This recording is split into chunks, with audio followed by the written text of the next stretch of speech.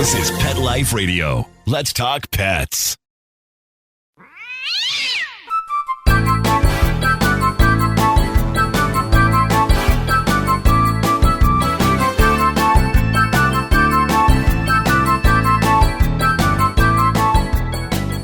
Hey, cat lovers. Welcome to 9 Lives with Dr. Cat. I'm your host, Dr. Catherine Prim, and I'm a small animal veterinarian and dyed-in-the-wool cat lover. I'm so excited today to be able to share with you one of the scientists in a new study that has been released very recently about feline attachment. How much does our cat bond with us, and all kinds of information that you probably didn't know about your cat. I have with me Kristyn Vitale, and she is going to explain how they figured out their findings and how they set up this study to kind of tell us maybe what all cat lovers already knew about our cats, but now we have scientific proof. So we'll be right back after this quick word from our sponsors.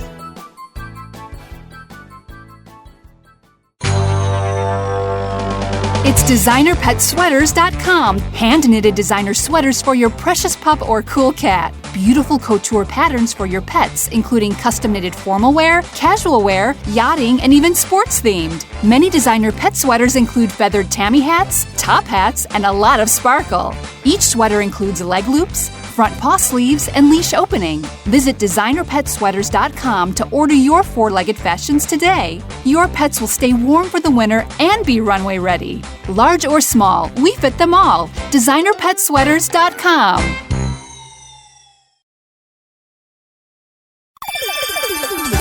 Let's Talk Pets on PetLifeRadio.com.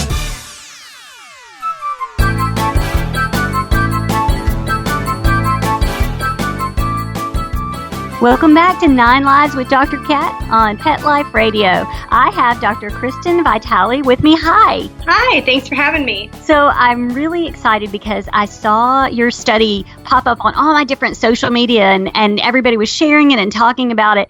And so I'm just so excited that you agreed to come and talk with us today. Oh, of course. So you have a really cool job, and yeah. I think that it's awesome because you do all these cool cat things.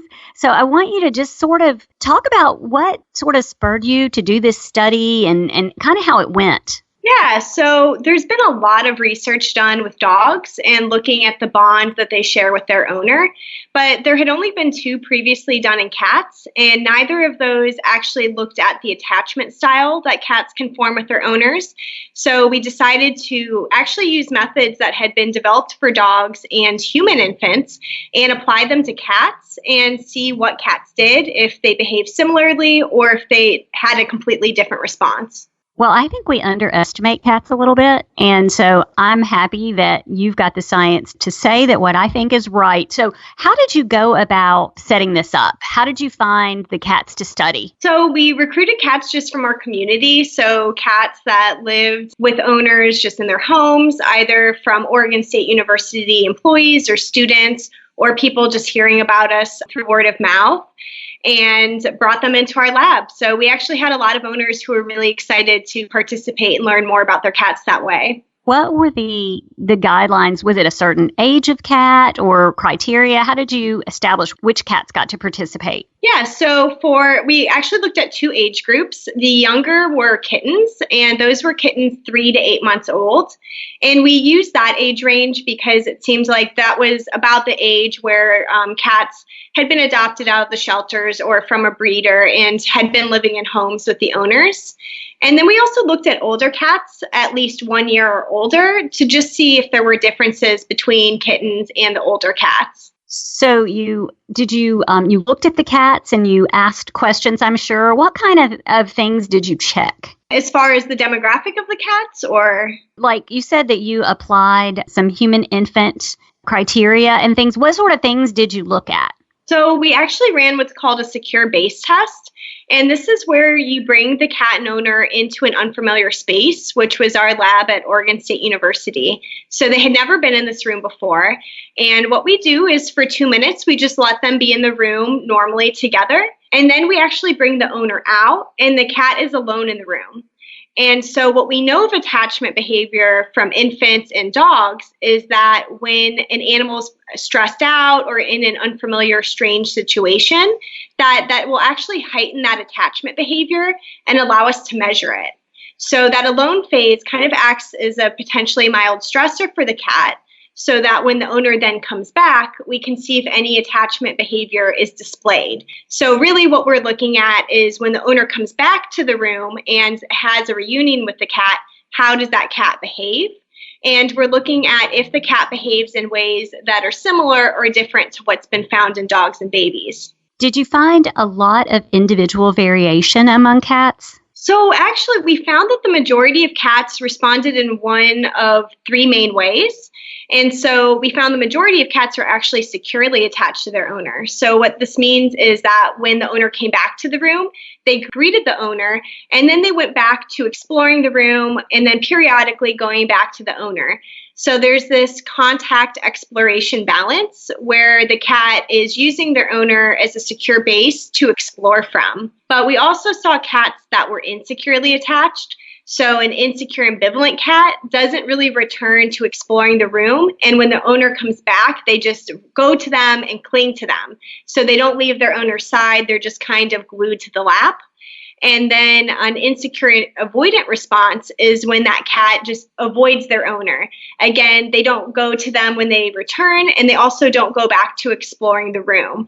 So although we do see a lot of individual variation in cats in terms of sociability, the main patterns of behavior are actually pretty similar across all the cats. So these findings they do these kinds of tests on humans and dogs? Correct. So they do what's called the strange situation test, but it's basically the same idea where you're bringing the individual into an uncertain situation and then looking at how they respond to their attachment figure either being present, absent, or returning during that strange situation.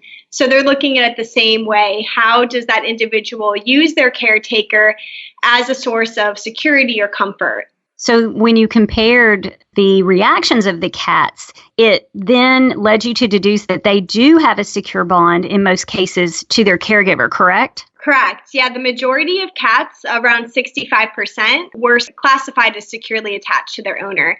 And that was true for the kittens and the adult cats. I knew it. I'm so glad that's what you found. Well, so you had a lot of cats that you looked at, didn't you? Yeah, we tested 38 adult cats and 79 kittens, so well over 100 cats. That's amazing. But you did have a few cats that exhibited behavior that was not consistent with a secure attachment? Right. We had about 35% of cats which were insecurely attached, and so that was either that clinging behavior or that avoiding behavior, with the majority of the insecure cats displaying that clinging behavior, that ambivalent response. And then we also did see some kittens. 9 of the 79 kittens could not be classified into one of those attachment styles. So it could be that they just are too young to have developed that yet, or there's something else about that bond where they're not showing these distinct patterns. But the majority of cats we were able to classify as either secure or insecure. So from that, what did you learn? When you had the cats, once you classified the cats, were you able to piece together anything in the upbringing or socialization of the cat that you felt was related to the attachment bond? So one thing we did look at was seeing how implementing a training and socialization class could impact these results. So the kittens actually participated in the secure base test twice. Half the kittens after their first test went through a 6-week training and socialization course where they learned to sit, come when called, go to mat and stay, walk on harness and leash, so a whole host of behaviors.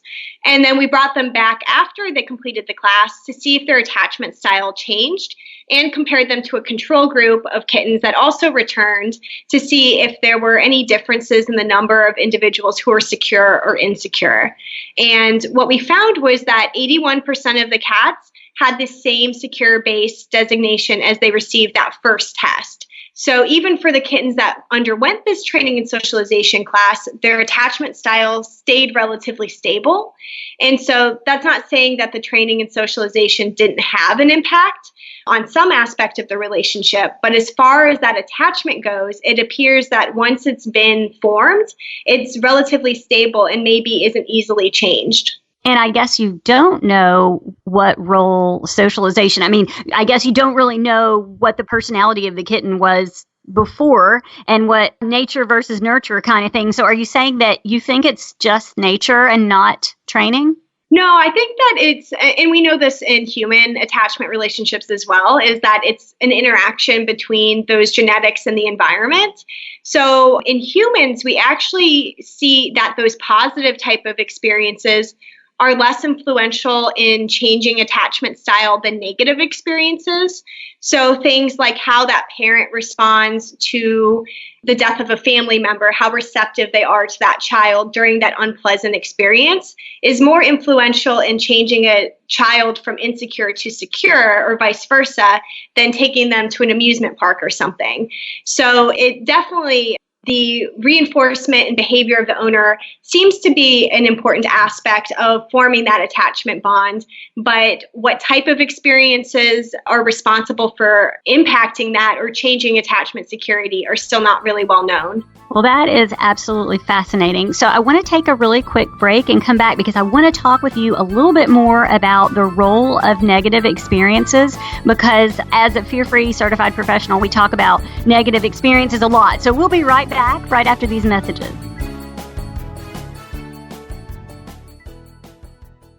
Hi, this is Dr. Catherine Prim, and I would like to make you aware of some products that I've discovered. Dr. Elsie's Pet Products. So you all know that I have a cat named Scamper, and Scamper is a little bit sensitive. So I have to choose sort of special stuff for Scamper. Dr. Elsie's Ultra Litter has been kind of a godsend for us. It's made with clean ingredients and it's low on dust, so it sort of addresses the needs that Scamper personally has. You can feel really good about choosing Dr. Elsie's Pet Products because they're veterinarian formulated and they're tested. So they combine science and the love for pets to meet the needs of even the most sensitive pets like my Scamper. Here's the really good news. You can get a rebate. Dr. Elsie's will pay you up to $20 for your first bag of Ultra Litter or any Dr. Elsie's litter by visiting drelseys.com/Dr. Cat. That's DRELSEYS.com/Dr. Cat, which is DRKAT. So check it out, give it a try, and get up to $20 back.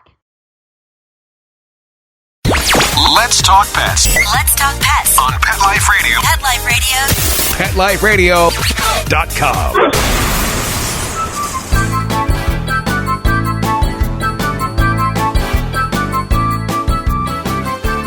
Welcome back to 9 Lives with Dr. Cat on Pet Life Radio, and I'm here with Dr. Kristyn Vitale. We're talking about the feline attachment study, which looked at cats and how they are bonded to their owners. And she mentioned that it seems as though negative experiences had more of an impact on the cat's final attachment, perhaps, than maybe positive ones. So let's pick up where we left off. So are you saying that, does that have any role in like these things that we're telling people about punishing cats and that kind of thing? Do you think there's any relationship there? There very well could be. We don't really know at this point because there's been so little research in cats how these negative experiences affect them, but we do know in humans that it plays a role. And so if you're not really emotionally receptive to your cat and you're kind of just responding to them when they seek attention by shooing them off or punishing them, that definitely will most likely have an impact on how that cat behaves toward you and also the attachment style that they form. So it's definitely something we need to look into more, but really being receptive to that individual during these fearful experiences is something that probably does have an impact. Well, that actually plays a role, really, even in my exam room where I try to not have a negative experience. So I'm excited that the investment we're making in that could be impacting my patients in a positive way, as well as that all the things we've all thought about our cats being bonded to us are actually scientific. That's amazing.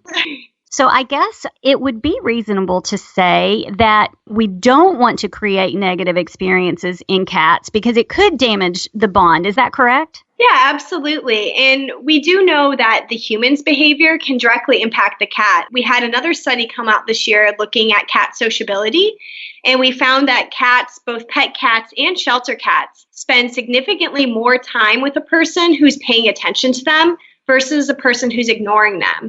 So we do know that your behavior can directly impact your cat's behavior toward you and how social they are with you.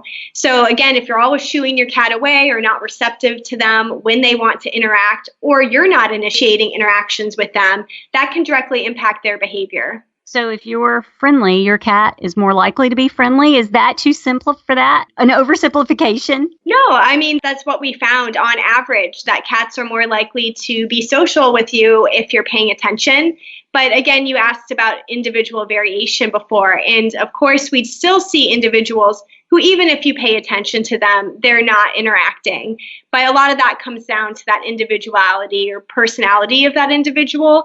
But on average, we are seeing that the majority of cats will spend more time with you when you pay attention. So you talked about the socialization classes that the kittens underwent and how it didn't seem to directly impact the bond with the owner. But did you see other positive, you may not have looked at other positive things, but did you see other positive effects from that? Because I love kitten kindergarten. Yeah, so we looked at several different measures, and I can't talk about all of them, but one that I can talk about was persistence. And so we saw that kittens that went through the class were actually more persistent in engaging in cognitive tasks after the class than the control kittens.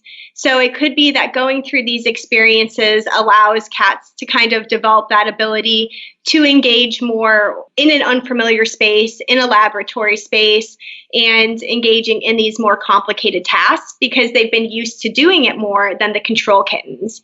So there does seem to be some positive benefits for them going through these courses. So maybe like an improved attention span? Right, yeah. Mm-hmm. Oh, fascinating. Okay, so the things I teach my cat are worthwhile.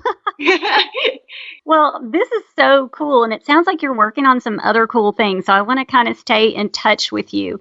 Can you tell my listeners how they can kind of follow you and see what you're doing in your cool lab? Absolutely. So my website is www.maueyes.com. And I'm on Instagram and YouTube under the same name. I've got tons of cat training videos and photos of the work that I do. So make sure to follow me on those. Well, I love that, and I definitely will, especially since I know you have some other things sort of hanging in the wings that I might be very interested in. So this is really, really great. I'm so glad that you looked at that because I think cats get the short end of the stick sometimes when compared to dogs, and I'm so happy that someone is looking into how cool they are and how much we love them and how much they love us. Absolutely. So I think they're super smart too. And so I say that all the time. They're not small dogs. They are cats. They're very different. But I appreciate your time. I know you're very, very busy with all of your research and with this paper being new. So thank you so much for joining us today. Of course. Thanks for having me. And I want all of my listeners to go and look her up. Again, that's Maueyes, MAUEYES.com, and try to find her on Instagram as well as YouTube because the training videos would be very, very interesting and helpful because, you know, maybe we could all increase our cat's attention span as well. I'm going to work on that with Scamper. As always, you can look me up on social media, Catherine Prim DVM on Facebook. I'm also on Instagram and YouTube. So please do not hesitate to comment if you have something that you would like to learn about or questions that you have about anything that we have talked about. And of course, thank you to Mark Winter, our amazing producer. And I want all of our listeners to go out and have a perfect day. Let's Talk Pets, every week on demand, only on PetLifeRadio.com.